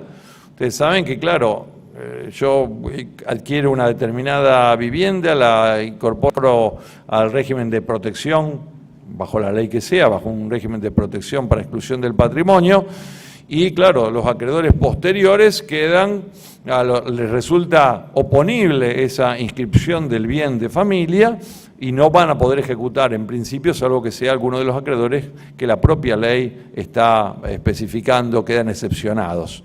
Pero claro, la persona pasa 9, 10 años, 15 años y en un momento determinado quiere vender su casa, que tiene comida de familia, y tiene que incorporar una nueva propiedad, y entonces la cuestión que se podía debatir ahí era qué ocurría con el lapso intermedio, esos 15 años, los acreedores que se habían generado cuando ingresaba un inmueble en sustitución del otro. Pues bien, hay una disposición específica en el régimen de vivienda que prevé la subrogación real del nuevo inmueble que continúa el carácter del primero, es decir, que ocupa el lugar del otro y mantiene el régimen de protección desde la fecha de inscripción del primer inmueble. Y también hay algunas disposiciones específicas cuando el acreedor es uno de los supuestos, se encuentra en uno de los supuestos en donde la protección de la vivienda no le resulta oponible y puede ejecutar, por ejemplo, en un proceso falencial, ¿qué ocurre si hay un remanente? Bueno, se regula eso, se dice que específicamente que en caso de subasta por parte de un acreedor a quien no le resultaba oponible la protección del régimen de vivienda, el remanente queda en poder del titular y que no beneficia a otros acreedores que estaban excluidos de poder iniciar la acción de ejecución de ese bien inmueble. Me parece que en ese título tercero es bastante importante y puede tener derivaciones bastante prácticas, concretas y muy pronto las cuestiones vinculadas con este régimen de protección de la vivienda. Cada uno sabrá cuál es la situación en la que se encuentra. El título cuarto mantiene lo que nosotros llamamos genéricamente la teoría general de los hechos y actos jurídicos, en términos bastante parecidos a los que tiene el Código actual. Si yo enumero, diría que hay dos cambios en esta teoría general de los hechos y actos jurídicos. Por un lado, hay toda una serie de conceptos sobre el hecho jurídico, el simple acto lícito, el acto voluntario, el acto jurídico. Es decir que, amén de que el legislador siempre dice que no hay que incluir conceptos en un código, aquí los hay. Y se mantienen además dos parejas de vicios, ¿no? Hay muchos vicios, pero en el mundo jurídico hay dos parejitas de vicios con dos tríos, como Erque, Charango y Bombo, que son los vicios de la voluntad con el error, el dolo y la violencia, y los vicios propios de los actos jurídicos con la simulación, la lesión y el fraude. Diría que en error, dolo y violencia, salvo alguna cosita en el error, que se elimina el requisito de la excusabilidad del error para provocar la nulidad, no hay grandes modificaciones, lo que hay es una depuración de artículos. Hoy escuchaba a un profesor también de sucesión diciendo, claro, bueno, si lo que antes estaba en 6 artículos se incluye en 1, ¿cómo no va a haber menos artículos? Bueno, es una mirada respecto de la técnica legislativa del proyecto del nuevo código en relación al código anterior. Yo creo que respecto de la técnica legislativa hay menor cantidad de artículos, y tiene que ver quizás con los momentos, ¿no? El código de Vélez era un código mucho más casuista. Sé que el legislador en el 1871 tenía que precisar muchos más supuestos, y aquí hay una apertura en la formulación de las normas y hay una mayor actividad probablemente de quienes tengan que interpretar esas normas para dirimir cuáles son las cuestiones que están planteadas allá. No voy a hacer valoraciones, así está planteada la cuestión y habrá que ver con el devenir del tiempo cuál es la valoración de si fue correcto o no fue correcto el cambio, pero eso es lo que ocurre en la práctica, por eso hay tan pocos o se han reducido tanto los artículos de la parte general. Y en materia de lesión, que en algún otro proyecto anterior tenía todos unos contornos muy amplios con nuevas figuras y demás, no tiene ninguna variante. Como verán, en muchas de estas instituciones, más allá de un pulimiento de los artículos, de una reducción de los artículos, quienes los manejen van a poder estar en consonancia con el nuevo código. Sí existe una modificación que me parece importante respecto de cómo se regula ahora la cuestión de las nulidades. Ustedes saben que es muy importante tener muy clara la regulación de las nulidades porque hay toda una... hay luego, por estar en parte general, una exportación de estas disposiciones de la nulidad a los contratos, al ámbito del derecho de familia. La nulidad en realidad es una especie de un mundo mucho más amplio, de un género mucho más amplio que es el género de las ineficacias de los actos jurídicos, donde la nulidad es una, pero no es el único supuesto de ineficacia. La nulidad es un supuesto de ineficacia al momento de la celebración del acto, donde hay un vicio de efecto allí. Pero hay supuestos donde un acto jurídico comienza a desarrollarse y con posterioridad se lo deja sin efecto, deja de producir efecto, por ejemplo, en un contrato porque se lo resuelve o porque se lo rescinde. Y son supuestos de ineficacia sobreviniente, pero ineficacia al fin, porque se priva a los efectos de un determinado acto jurídico. Entonces lo que se hace ahora es superar la regulación de la nulidad con una regulación general de las ineficacias, donde sí está la teoría de las nulidades y donde además se incorpora una regulación de otra figura, de otra especie de ineficacia, que es la figura de la inoponibilidad. La inoponibilidad la teníamos en distintos artículos del actual código, pero no teníamos una regulación genérica de la inoponibilidad. Cuando nosotros iniciamos una acción revocatoria, Pauliano de fraude, para lograr que un determinado acto no nos produzca efectos si somos acreedor y podemos triunfar en esa acción, bueno, esa no producción de efectos es ni más ni menos la declaración de inoponibilidad de ese acto respecto del acreedor que triunfó en la acción revocatoria. Ahora sí existe una conceptualización genérica de la teoría de la inoponibilidad. Y en materia de nulidades, se elimina la clasificación de actos nulos y anulables. Ustedes saben que nosotros tenemos una doble clasificación, producto de las distintas fuentes que tomó Vélez Sarsfield, pero desaparece la diferencia entre actos nulos y anulables. Hay clasificación de nulidades absolutas y relativas, nulidades totales y nulidades parciales. Y queda un quinto y último capítulo vinculado a la transmisión de los derechos. Son apenas 3 artículos muy sencillos en materia de transmisión de los derechos, donde se establece la regla general y la definición de los sucesores universales y sucesores particulares. Y con eso se completan en un rapidísimo panorama, en un panorama así como si fuera, qué sé yo, no sé, así el corto de una película, ¿no? Lo que es la parte general, A mí me gustaría hacer alguna precisión, porque es lo que venimos trabajando en este tiempo, respecto de cuestiones vinculadas con la persona. Porque nosotros somos quizás más romanos, ustedes después van a tener obligaciones, contratos, van a tener todo un mundo patrimonial que desvela seguramente a los abogados, pero nosotros somos más románticos y tenemos toda una preocupación por lo que es la regulación y el estatuto de la persona humana, ¿no? Y hay algunas cosas que son, aquí sí hay algunas cuestiones que cambian sustancialmente. Yo, en el lapso que me queda, sin pretender agotarlos ni agobiarlos, quiero hacer algunas consideraciones. Y lo primero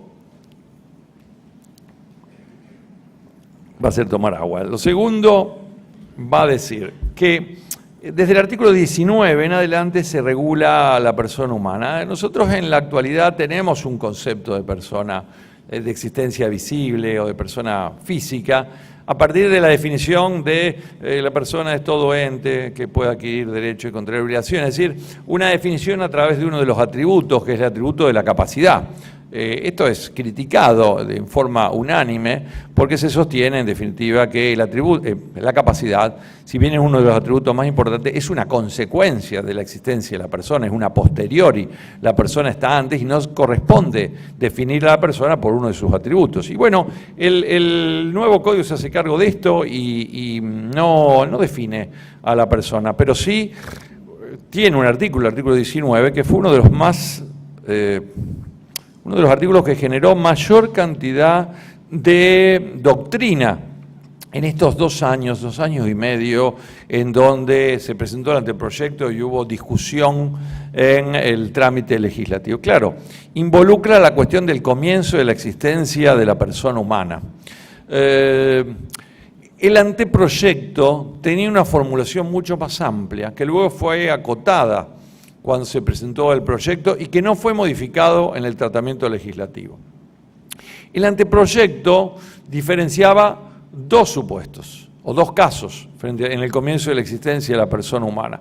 El caso del comienzo de la existencia a consecuencia del acto sexual o el comienzo de la existencia a consecuencia de las técnicas de fecundación asistida. En general, diríamos que el término técnica de fecundación asistida es demasiado amplio porque las técnicas que involucran cuestiones de controversia sobre el comienzo de la existencia de la persona es la técnica de la fecundación in vitro, es decir, de la formación de embriones de manera extracorporal. Y el proyecto que decía que comenzaba la existencia desde la concepción en el seno materno o, en los casos de técnica de fecundación asistida, en esos casos se consideraba que el comienzo de la existencia era o se producía cuando era implantado el embrión en la mujer, en el cuerpo de la mujer. Esta segunda parte fue eliminado en el proyecto que se envió al cuerpo legislativo. Hay una abstención del Código en cuanto a la regulación de las cuestiones técnicas de fecundación asistida. Hay una norma transitoria que solicita el tratamiento por una ley especial, ¿sí? Una cosa parecida a lo que ocurrió más allá de las valoraciones, parecida a lo que ocurrió con el tema de la responsabilidad del Estado, que fue eliminada del cuerpo del Código, y en este caso sí, nosotros ya tenemos desde mediados del año pasado una ley especial. Lo cierto es que, claro, obviamente que la controversia es siempre acerca de de precisar terminológicamente cuándo comienza de qué se trata cuando hablamos de concepción, ¿no? Algunos códigos latinoamericanos, directamente por las dificultades que presenta precisar la concepción, han tomado como comienzo de la existencia directamente el nacimiento de la persona. Reconocen derechos anteriores, pero directamente a partir del nacimiento de la persona. Hay alguna particularidad también, que es justamente cómo influyen los tratados de derechos humanos y cómo influye la jurisprudencia de la Corte Interamericana. Porque hay un fallo que sale justamente mientras está en el tratamiento legislativo, que es el caso Artavia Murillo contra Costa Rica. En Costa Rica se regula la cuestión de las técnicas de fecundación in vitro y se declara la inconstitucionalidad de la norma y se recurre luego ante la Corte Interamericana. Y la Corte Interamericana hace una lectura y toma postura en esta cuestión. Es muy divertido esto porque, claro, es un tema que genera, yo les decía, es sobre el que más se escribió en parte general mientras estuvo el anteproyecto y el proyecto en trámite, porque involucra cuestiones que nos atraviesan, cuestiones médicas, filosóficas, religiosas, tensiones que están en la sociedad. Yo creo que el legislador tiene que superar esa tensión. Después podrá ser criticada la norma o no. Nunca me pareció que fuese bueno la abstención legislativa. Me parece que hay que tomar posición. Yo a veces digo, bueno, es incomparable determinadas realidades sociales, pero bueno, hay países europeos que desde 1985 tienen leyes sobre la cuestión. Y nosotros no hemos podido, más allá de nuestros avances y retrocesos tecnológicos, no hemos podido consensuar esta cuestión. Si ustedes...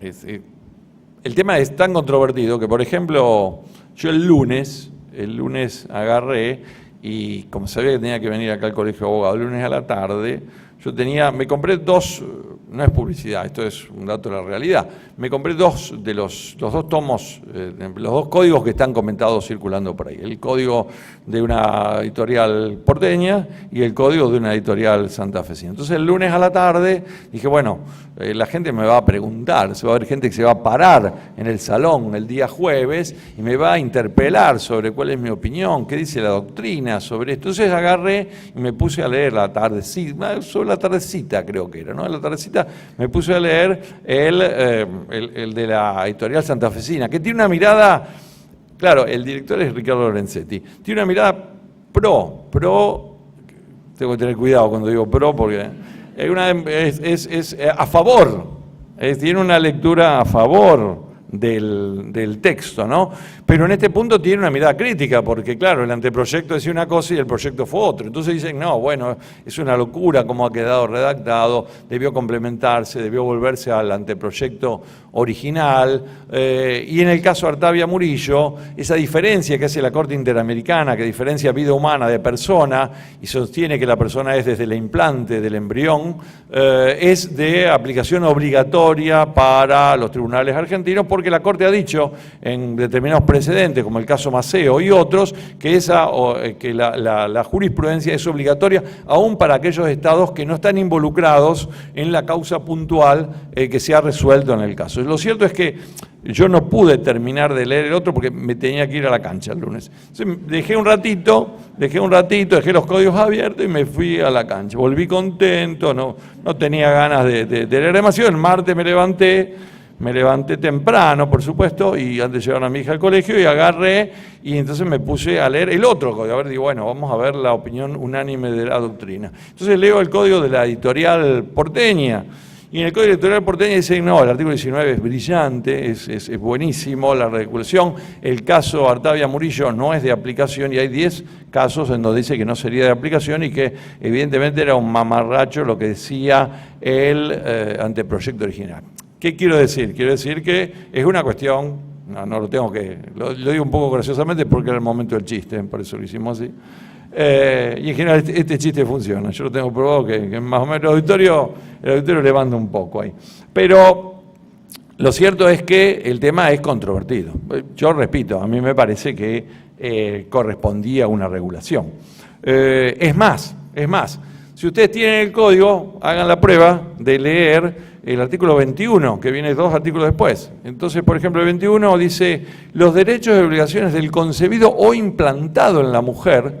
Digamos, aquí hay una cuestión.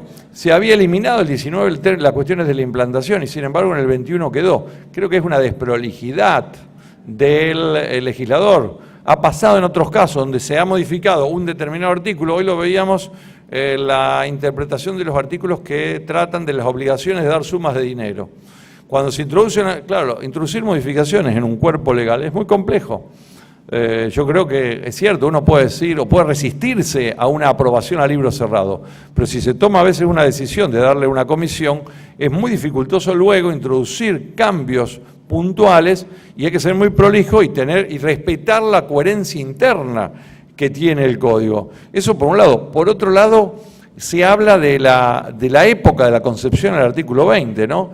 Y se relaciona la época de concepción con el embarazo. Es bastante difícil pensar que si relacionamos época de concepción con embarazo, poder decir que hay concepción en el caso de los embriones no implantados, porque en realidad no hay embarazo en los términos del artículo 20, cosas que están dando vuelta ahí. Se los dejo como inquietud de lo que está resuelto.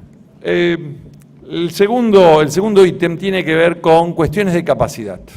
Cuestiones de capacidad respecto de la persona humana. Ya dijimos la trascendencia que tiene este atributo. Bueno, respecto de las cuestiones de capacidad, yo quiero mencionar 3 o 4 cosas que me parecen de trascendencia. Por un lado, se definen los 2 despliegues de la capacidad de derecho y la capacidad de hecho.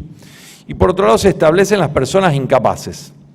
Respecto de los incapaces, no existe más la mención. Yo creo que si miramos los casos puntuales lo podemos sostener, pero no existe más la mención a la incapacidad absoluta o la incapacidad relativa de ejercicio.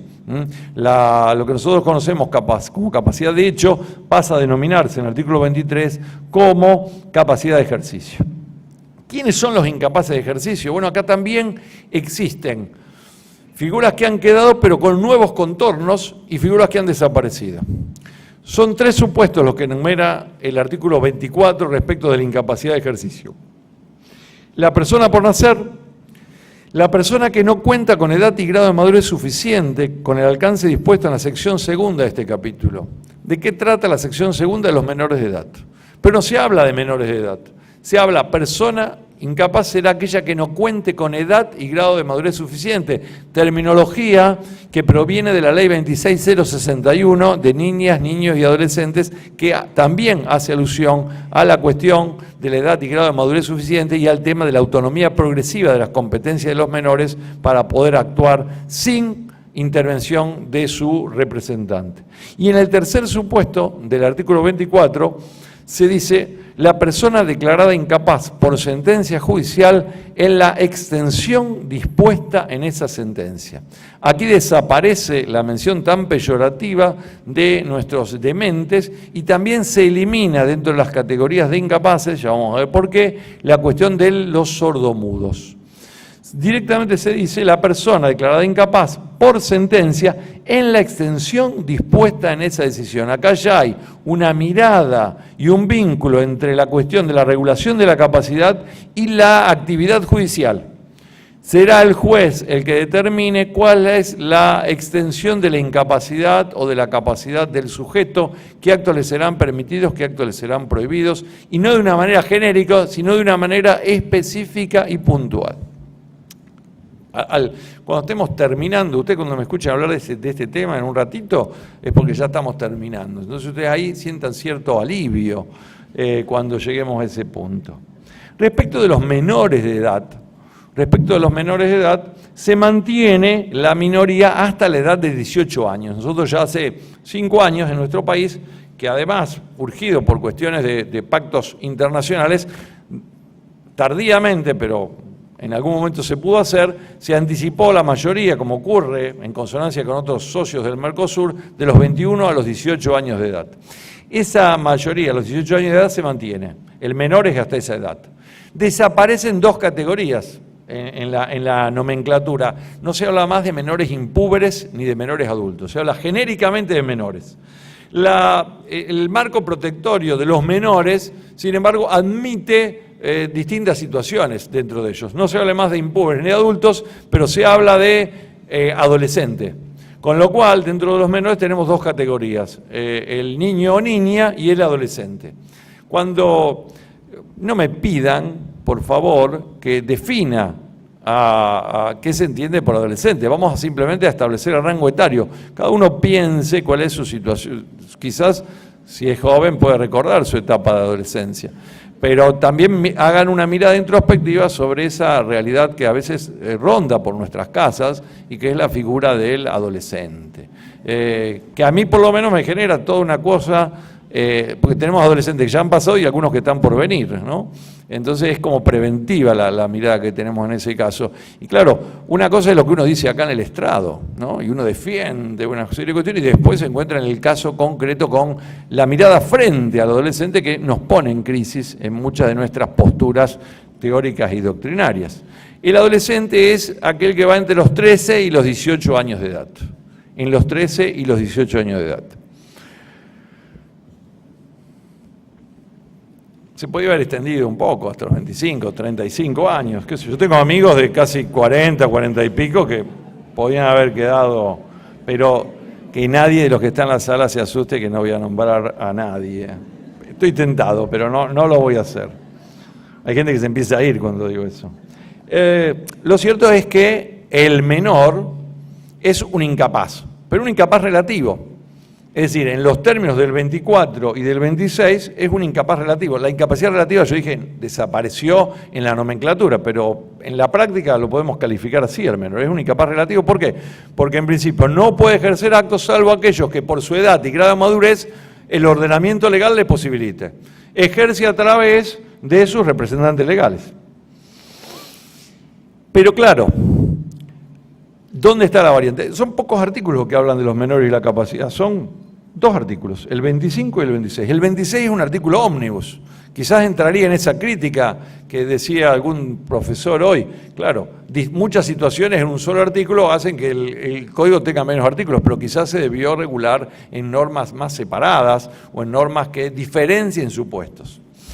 El principio que adopta el código que va a empezar a regir a partir de agosto del 2015 es el principio de la autonomía progresiva en la actuación de los menores a partir de precedentes judiciales que vienen del derecho anglosajón, a partir de lo que se conoce como la competencia que el menor tiene para poder actuar por sí solo. Es decir, uno podría tener dos miradas frente a la cuestión de la competencia. Es decir, bueno, cada menor en cada caso concreto habrá que ver si tiene edad y grado de madurez suficiente, o frente a esa dificultad establecer franjas etarias en donde, como ocurre en la actualidad, hay mayor o menor competencia de actuación.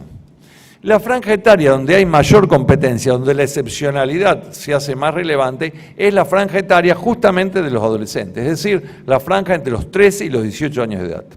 Y puntualmente se establecen dos cuestiones en el artículo 26. Por un lado, que la persona menor de edad tiene derecho a ser oído en todo proceso judicial que le concierne, también a participar en decisiones sobre su persona.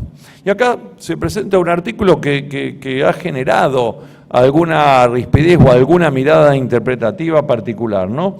Porque hay dos situaciones diferentes con dos franjas etarias diferentes, dice el artículo 26. Bueno, mire, si tenemos un supuesto de un adolescente entre los 13 y los 16 años, respecto de las decisiones sobre su propio cuerpo, hay que diferenciar dos posibilidades. Por un lado, si el tratamiento al que se quiere someter es un tratamiento no invasivo que no comprometa su estado de salud ni provoque un riesgo grave en su vida y en su integridad física. En ese caso, si el tratamiento médico es de esa característica, se presume que el adolescente tiene derecho, tiene aptitud para decidir si quiere o no realizar un determinado tratamiento. Esto tiene distintos disparadores. Primero, es una presunción que admite prueba en contrario. Con lo cual, hay algún autor que dice, bueno, esto representa una cuña en el ámbito familiar porque la cuestión se va a terminar dirimiendo judicialmente entre padres e hijos, discurriendo si tenía o no tenía esta aptitud para decidir si se quería realizar un piercing, un tatuaje. La segunda cuestión es pensar en el ámbito del tratamiento médico, cuáles casos estarían dentro de esta categoría de no invasivo, de que no comprometan el riesgo o la salud de las personas, y cuáles no. Hay una tercer despliegue que sería cuál sería la mirada del médico o de quien tiene que realizar el acto para eximirse de una eventual responsabilidad futura. Situaciones que se pueden presentar en unos u otros casos. ¿Qué ocurre si entre los 13 y los 16 años el tratamiento en cuestión es un tratamiento que sea lo contrario a esto, es decir, que comprometa el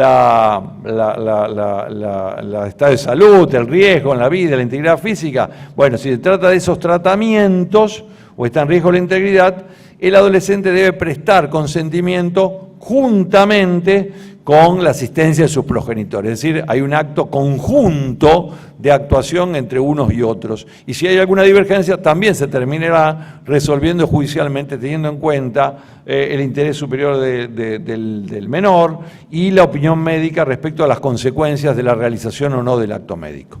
Y ese es un primer estado de situación respecto de las decisiones sobre el propio cuerpo. El segundo estado de situación sobre el propio cuerpo tiene que ver con el adolescente que cumplió los 16 años de edad. En ese caso, se dice, el adolescente es considerado como un adulto para las decisiones atinentes al cuidado de su propio cuerpo. Entonces, y ahí termina el artículo. En las distintas charlas se han dado distintas opiniones sobre esto, o interactuado sobre distintas opiniones. Yo, aquí como tenemos que avanzar un poco, yo digo, a mí me parece, más allá de la cuestión valorativa, que el nuevo código no deja demasiado lugar para alguna interpretación, en tanto y en cuanto en este segundo supuesto no hace distinciones de ningún tipo de tratamiento. Se dice que el adolescente en esa franja etaria es considerado como un adulto, Alguien puede decir, bueno, ¿qué es un adulto? Todos sabemos que es un adulto, pero claro, es un término que también a veces es criticado porque no está en ningún otro artículo del nuevo código. Aparece aquí, en el 26, y no aparece en ninguno. Hay quien dice, bueno, debió decir a partir de los 16 años el adolescente es considerado capaz, como decía algún otro proyecto. Quizás no se usó la palabra capaz porque, como decía, la cuestión de la capacidad está reservada para el ámbito de los actos jurídicos patrimoniales y la cuestión de la competencia para los actos jurídicos extrapatrimoniales. Quizás el legislador quiso tomar una acepción que no fuera técnica, como la cuestión de la capacidad, y que fuera fácilmente conocida por la comunidad en general como es el término adulto. A mí me parece que si después de 16 años la persona tiene que hacerse un tratamiento médico y someterse a una operación y se niega, aun cuando corra riesgo su vida o no, la decisión depende del propio adolescente. Porque ya no hay diferencias en cuanto a tratamientos de un tipo o de otro tipo, porque en la norma está colocado el final y porque no hay ningún tipo de excepcionalidad. Hay quien me ha dicho, pero bueno, hay que ver si está en juego la vida, si eso es una cuestión que hace al cuidado de su propio cuerpo, si se le dan cuestiones más estéticas, más sin riesgo la del cuidado de su propio cuerpo. Bueno, habrá divergencia, para eso se opina y se piensa libremente. A mí me parece que el legislador no ha querido, más allá de si está bien o mal la técnica legislativa y la redacción, no ha querido colocar ningún límite a esta cuestión. Alguien me sugirió que en esta etapa de implementación del código, hay gente que está claro, se va a la casa, ve a sus adolescentes y se asusta un poco. Alguien me sugirió que quizás en esta etapa de implementación se podría no divulgar este artículo. Pero creo que hay tanta gente involucrada, ¿no?, que es dificultosa la no... Es una opción, pero no creo, por lo menos podríamos no divulgarla por, 20 años, cosa que los que estamos acá en este momento y en esta vida pasemos por la etapa de nuestros adolescentes, pero creo que va a ser dificultoso. Creo que, en definitiva, más que la mirada sobre el adolescente respecto de si puede o no decidir sobre su cuerpo, tendríamos que hacer una mirada introspectiva sobre nosotros, sobre fomentar e incrementar las cuestiones de conversación, educación, de darle herramientas suficientes como para que ellos cuando lleguen ese momento puedan decidir con un determinado criterio. Igualmente hay determinados ámbitos en el cual el adolescente seguramente va a consultar y va a interactuar con sus representantes y no va a tomar decisiones por sí solo en todos los casos, ¿no? Pero bueno, acá está, y esta es una de las cosas que genera mayor controversia. Menores. Cuestiones de restricción. Hay un título, otra sección, que yo quiero comentárselas muy brevemente, que es la restricción de la capacidad. La restricción de la capacidad, fíjense, sustituye, y esto va a ser bastante dificultoso, el movimiento que todos tengamos para poder interpretar este nuevo sistema. Yo trato de evitar la palabra paradigma, ¿no?, porque alguna vez me dijeron, ¿cómo los que dan charlas sobre el nuevo código utilizan la palabra? ¿Cuántas veces decimos la palabra paradigma en una charla? Entonces, ahora estoy contenido y trato de no decirla mucho. Porque lo único que recuerdo de la charla es que dijeron 30 veces la palabra paradigma. Pero acá sí hay un nuevo paradigma. Fíjense, nosotros tenemos todo un articulado, cuando terminan las cuestiones de los menores en materia de incapacidad, en donde tenemos como muy segmentado un régimen binario entre personas capaces y no capaces, ¿no? Capaces y no capaces, y alguna fórmula intermedia de inhabilitados, capaces con restricciones, para los tres supuestos del 152 bis y respecto de actos de naturaleza patrimonial. La Ley de Salud Mental, cuando modificó el 152 ter, cuando estableció que en las sentencias de inhabilitación y declaración de incapacidad el juez debe determinar qué actos se limitan o qué actos no se limitan, produjo un avance. Pero la recepción que tiene de la restricción de la capacidad el nuevo código es mucho más amplio que eso. Porque hay un abandono de un determinado modelo que miraba la enfermedad del sujeto, que únicamente analizaba la problemática individual de la persona y que buscaba rehabilitar a esa persona, y si no se podía rehabilitar se lo sustituía, se lo excluía. Un modelo en donde lo que teníamos era una sustitución de la voluntad del sujeto y la actuación de un representante legal, que actuaba por él y el otro quedaba excluido de su participación en la sociedad. Y digo que hay un cambio porque se pasa de ese modelo rehabilitador médico a un modelo social, en donde la mirada ya no se centra exclusivamente en las circunstancias especiales del sujeto, sino que la mirada es en cuanto a la interactuación del sujeto. Si el sujeto tiene alguna dificultad para poder actuar por sí, es porque puede ocurrir que en la sociedad se presenten determinadas barreras que lo limitan. Y esas barreras que lo limitan son las que se deben superar a los efectos que el sujeto pueda tener plena autonomía y pueda actuar por sí solo, o por lo menos con ese anhelo como máxima y como premisa. Entonces, en materia de capacidad de actuación, la norma general dice que todas las personas tienen capacidad de ejercicio. Y solamente se las va a poder restringir excepcionalmente cuando su interactuación con el entorno no permita al sujeto comprender o superar las barreras que le impiden vincularse con el resto de la sociedad. Es un régimen que reemplazamos de sustitución de la voluntad de la persona por un método de apoyo para la formación de un determinado acto. Ya no miramos solamente el acto jurídico que se va a realizar y en lugar de hacerlo A, lo hace B. Aquí lo que estamos tratando es de dotar de elementos de apoyo, uso la palabra del sistema de apoyo, que es lo que se incorpora a consecuencia de las disposiciones que tiene la Convención sobre Derechos de las Personas con Discapacidad, de apoyo al sujeto que lo requiera, a los efectos que pueda superar esas barreras y pueda interactuar con el medio de la manera más amplia posible. Con lo cual partimos de una interversión de la situación actual. Nosotros teníamos una incapacidad como regla general, excepcionalmente el incapaz podría realizar algún acto. En el nuevo código, la persona es capaz y solamente se le van a determinar determinadas restricciones. Y no se le designa un curador, se le designa un apoyo. Y ese sistema de apoyo podrá tener mayor intensidad o menor intensidad según las circunstancias que rodeen a la persona, según la barrera que deba superar o que necesite franquear según el caso. Y el sistema de apoyo puede ser plural. Y como puede ser plural, puede ser con un familiar, puede ser con una ONG, puede ser con una persona jurídica, puede ser para actos de carácter personal, puede ser para actos de carácter patrimonial, dentro de los actos de carácter patrimonial puede ser para actos de disposición, para actos de administración, con lo cual el abanico de opciones que se presenta es absolutamente distinto. Nosotros ahora declaramos incapaz absoluto a una persona por demencia, le nombramos un curador, excluíamos la actuación del sujeto y sabíamos que teníamos que actuar con el curador. Y que si el que actuaba era la persona incapaz, pues bien, había seguramente una hipótesis de nulidad floreciente o ahí pendiente que se podía declarar al acto. Y la figura del curador desaparece de esta cuestión, y por lo menos en lo que hace a la restricción de la capacidad. Claro, alguien me puede decir, caramba, esto sí es mucho mejor para el sujeto, pero puede generar en el ámbito, siempre estamos preocupados por los temas patrimoniales, pero en los temas patrimoniales, porque claro, si antes intervenía una persona declarada insana, pues bien, fácilmente sabíamos que tenía que actuar el representante legal y no teníamos ningún problema, pero ahora no sabemos, porque puede ser que la persona actúe en lo personal, no actúe en lo patrimonial, y dentro de lo patrimonial en cuál acto así o en cuál acto no.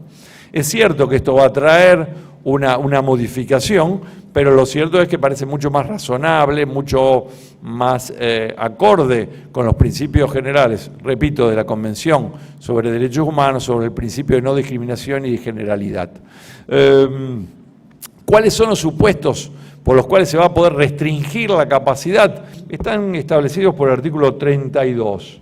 El juez puede restringir la capacidad para actos de una persona mayor de 13 años cuando padezca una adicción o una alteración mental permanente o prolongada. Aquí alguien me va a decir, bueno, pero estos supuestos nosotros los teníamos con otra conformación, con otro contorno, con otra precisión, pero vinculados en el régimen de los inhabilitados. Y el inhabilitado es un capaz con restricciones. Así que acá lo que estamos haciendo es reproduciendo el régimen de los inhabilitados. No estamos reproduciendo el régimen de los inhabilitados, porque el régimen del capaz con restricciones, que viene a partir del nuevo código, es un régimen totalmente distinto. ¿Por qué? Porque la persona aquí el inhabilitado que tenemos en la actualidad es una persona que actúa con un asistente y que tiene que coincidir la voluntad de asistente y asistido, y únicamente se le excluye la posibilidad de actuación para los ámbitos de actos de disposición, es decir, actos de naturaleza patrimonial. En el régimen que viene, la regla general es la capacidad. La restricción puede afectar cualquier naturaleza de actos. Cuando digo cualquier naturaleza de actos, digo no que se diga no puede realizar actos personales, no. El juez va a tener que determinar en la sentencia si puede votar, si puede casarse, es decir, uso el término genérico de actos personales, actos patrimoniales, porque sirve como criterio clasificador, pero después hay que precisar cada uno de los supuestos que pueden darse allí adentro. Con lo cual la labor judicial es sumamente importante y va a ser sumamente minuciosa. Y por eso se requiere de un equipo interdisciplinario.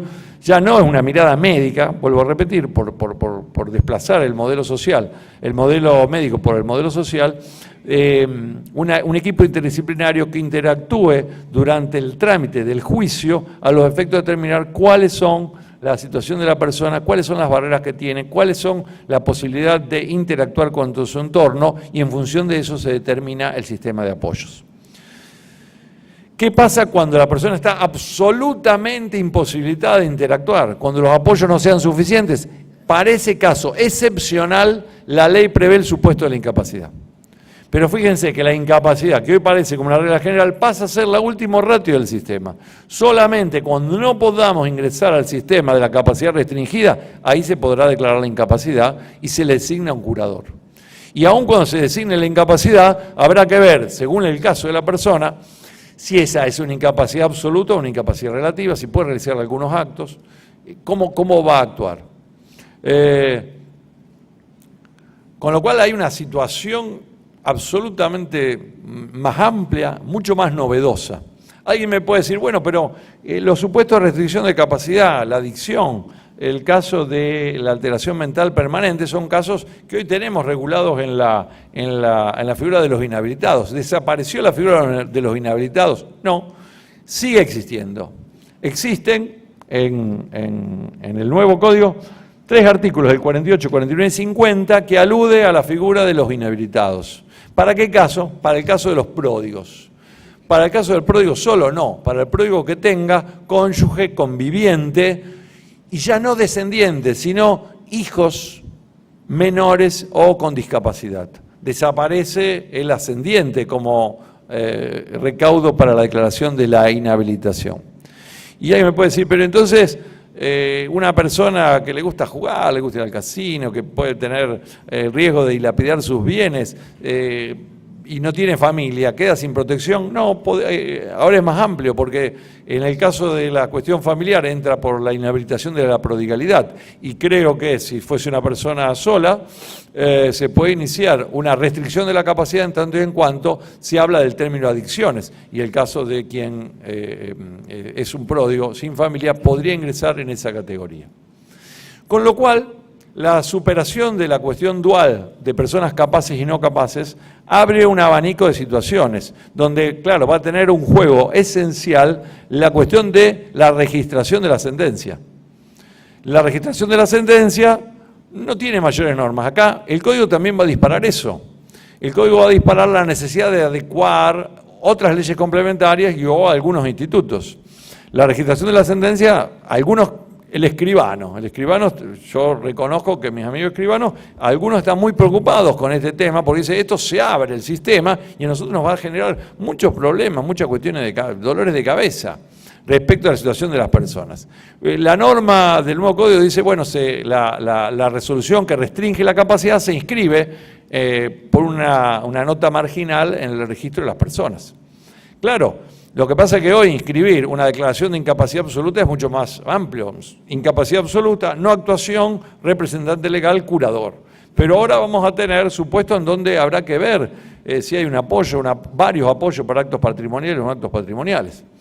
Como algún autor dice en los códigos comentados, bueno, habrá que ver si se puede inscribir toda la sentencia en el registro, y si no, se dejará constancia que la persona tiene una resolución judicial de restricción de la capacidad y la persona debe andar con su sentencia bajo el brazo y llevándola y mostrándola como como la credencial de abogado cuando vamos a sacar fotocopias o una cosa así. Para no abusar de la generosidad de ustedes, a mí me gustaría, en el tema de capacidad, hacer un breve cuadro sinóptico sobre cómo queda el régimen de la capacidad y la incapacidad. Nosotros vamos a tener, a partir de agosto, personas plenamente capaces. Y luego vamos a tener personas con capacidad restringida, donde hay una institución amplia, novedosa, que es justamente la del artículo 32, la capacidad restringida en casos de adicciones o enfermedades mentales, a los cuales se le va a designar un apoyo y habrá que ver qué actos sí y qué actos no, no de manera general, sino de manera particular. Y un caso excepcional, puntual, de capacidad restringida, que es la figura del inhabilitado, para pródigos que tengan un determinado entorno familiar, al que también se le va a designar un apoyo. Y luego vamos a tener supuestos de incapacidad. Y si bien se han eliminado las categorías de incapacidad absoluto y relativo, digo, la persona por nacer, por naturaleza, es un incapaz absoluto. No puede ejercer ningún acto por sí, sino por su representante legal. Y los menores son incapaces, porque por regla general el artículo 24, inciso 2, dice que son incapaces, y de eso dependerá la relatividad de la incapacidad, de la edad y grado de madurez y de las atribuciones que la norma legal le otorgue para poder actuar con mayor o menor competencia según el caso determinado. Y quedará una tercera y última hipótesis. Fíjense que la incapacidad en los términos actuales queda como última en ese breve cuadro sinóptico, en donde la incapacidad para las personas que tengan más de 13 años, que no dice que sea dificultoso su interactuación, que sea absolutamente imposible la interactuación con el medio y el sistema de apoyo no sea eficaz. En ese caso la persona padecerá una incapacidad que puede ser absoluta si no va a poder realizar ningún tipo de actos o relativa según que, como dice el mismo artículo 24, la sentencia judicial determine qué actos puede realizar. Y en ese caso recién se designa un curaduría que también puede ser, aunque ya había jurisprudencia en tal sentido, curaduría que también puede ser plural. Y ese es más o menos un panorama respecto de cómo quedaría esbozado, sin perjuicio que cada uno de los temas que nosotros hemos comentado ameritaría una jornada o una actividad propia específica para profundizar sobre el particular. Lo cierto es que, como pasa en las series, vieron en Netflix que viene el primer capítulo de esto va a continuar seguramente. Gracias.